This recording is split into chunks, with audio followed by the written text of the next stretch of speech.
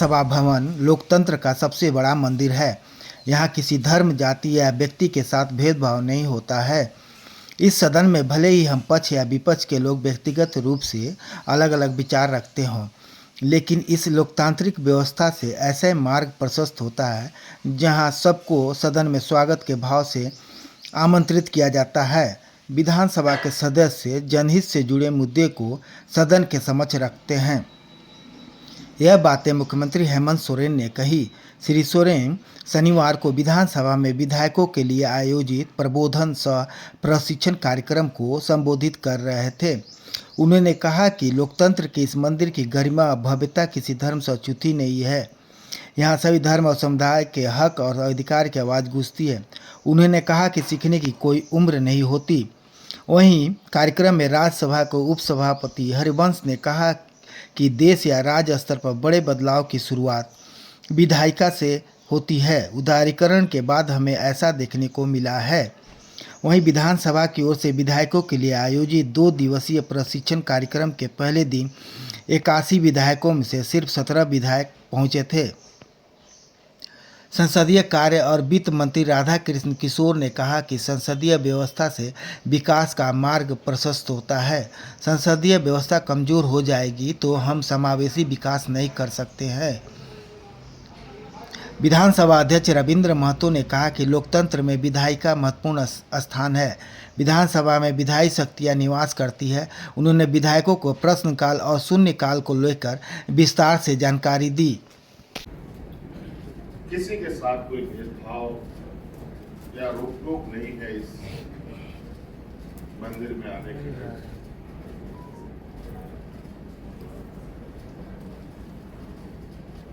भले व्यक्तिगत रूप से हम अपने अपने विचार जरूर रखते हैं, लेकिन इस मंदिर का जो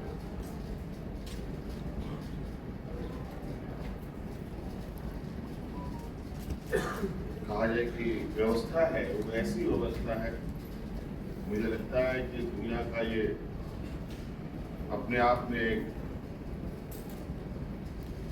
अलग ही इसकी एक आयाम है, जहां सभी लोग, सभी वर्ग, सभी जात धर्म के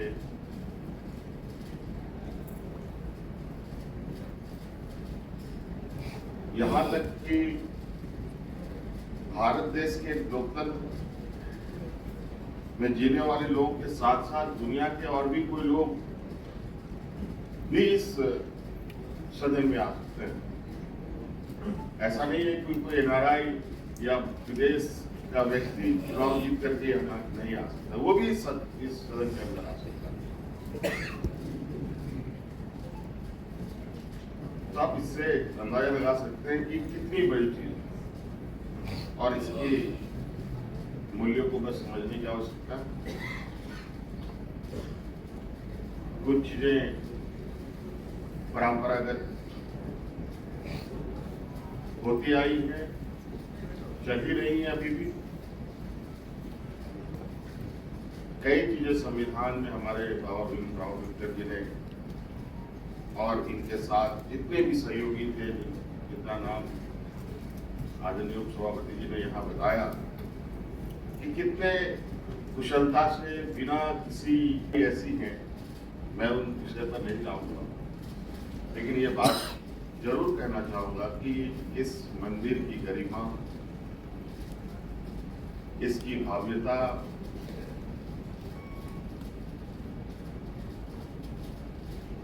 मंदिर, मस्जिद, गुरुद्वारा की जो आवाजें हैं वो कहां तक जाती है, नहीं जाती है, किसके तक पहुंचती है, नहीं पहुंचती है, ये नहीं बोलना चाहूंगा, लेकिन इस मंदिर की जो आवाज है, चाहे हिंदू हो, मुस्लिम हो, सिख हो, ईसाई हो, गरीब हो, अमीर हो, सबके पास जाता है।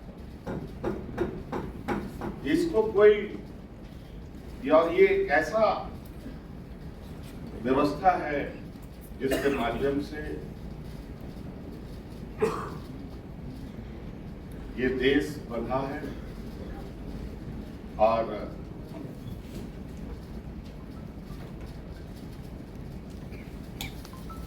दुनिया में भी आज हमारे इस लोकतंत्र को सलाम करता है।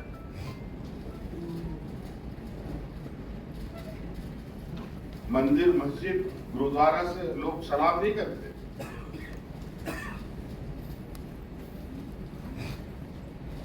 लोकतंत्र की वजह से लोग सलाम करते हैं, दुनिया सलाम करती है।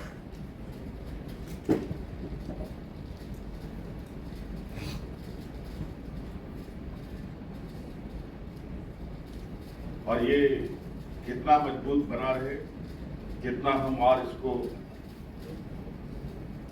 मजबूत कर सके, ये हम सब पर निर्भर करता है।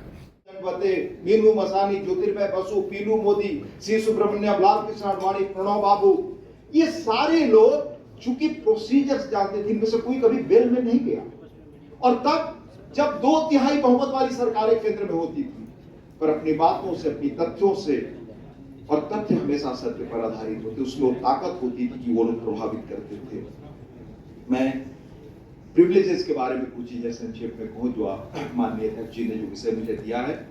देखिए, प्रतिनिधि के रूप में सदन के अंदर और बाहर अपनी ड्यूटी बिना किसी बाधा और झिझक के हम निभा सकें, इसके लिए संविधान हमको रूल्स ऑफ प्रोसीजर के अंदर कुछ विशेषाधिकार और इम्यूनिटी देता है, जिन्हें हम सामान्यतः पार्लियामेंट्री प्रिविलेजेस कहते हैं। पर इन विशेषाधिकारों को लेकर बहुत सारी भ्रांतियां हैं। Main privileges of parliament, its members and committees are specified in the constitution, statutes and the rules of procedure, and then there are privileges based on precedents, परंपरा के आधार पर। स्थापित न हो, संवैधानिक पदों पर बैठे व्यक्तियों के खिलाफ इंक्रिमिनेटरी नेचर की बात आप नहीं कह सकते, जिसमें अध्यक्ष जी भी हैं। पर आजकल एब्सोल्यूट फ्रीडम ऑफ स्पीच का इस्तेमाल अक्सर सदन की कार्यवाही को बाधित करने के लिए होता है। किसी भी तरह का डिस्ट्रप्शन वास्तव में सदन के कामकाज को बाधित करता है। और मुझे तो आश्चर्य होता है कि विपक्ष अगर सदन में बैठकर अपनी बात कहे तो उसको ज्यादा ऑडियंस मिलता है, ज्यादा लोग समझते हैं। इसलिए सरकार को जवाबदेह ठहराने का भी वक्त आप चूकते हैं अगर अव्यवधान होता है। मैं आपको उल्लेख करना चाहूंगा, इस देश ने हजारों वर्ष बाद जो एकता देखी, जो डॉक्टर आंबेडकर और सरदार पटेल की देन थी, उस संविधान सभा में क्या हुआ? आप याद करें उस वक्त के माहौल को। देश बट रहा था, उत्तेजना का माहौल था, झगड़े थे, फसाद था। पर हमारे संविधान निर्माताओं, मनीषियों की क्या दृष्टि थी? वो अलग अलग पृष्ठभूमि थे, एक दल से नहीं थे, अलग अलग पृष्ठभूमि और समूहों से थे। उन्होंने संविधान बनाया और आज हमें सीखना चाहिए विधायिका के लोगों को। कोई गंभीर से गंभीर, जटिल से सवाल हो, आज संविधान 75 वर्ष का हुआ, उसकी स्पिरिट से हम क्या सीख सकते हैं? तो संविधान सभा की जो हमारी बैठक हुई पार्टीशन के दौरान हुई, और आप जानते हैं कि संविधान सभा 2 साल 11 महीने 11 सत्र में 166 दिन बैठी। मेहनत करके सुबह आकर के शून्यकाल देते हैं और शून्यकाल को पढ़ते हैं। आज इस शून्यकाल में अति महत्वपूर्ण एवं ज्वलंत विषय जो राज्य के अंदर सदन चलते समय में या सदन नहीं चलने के क्रम में आपको एहसास हुआ और समझ में आया, उस विषयों को सदन में लाने का काम आप करते हैं। और कार्यपालिका के द्वारा ध्यान आकृष्ट कराया जाता है, जिसमें आपके क्षेत्र का या राज्य का ऐसे मुद्दा जिसका समाधान होने की संभावना व्यापक होता है।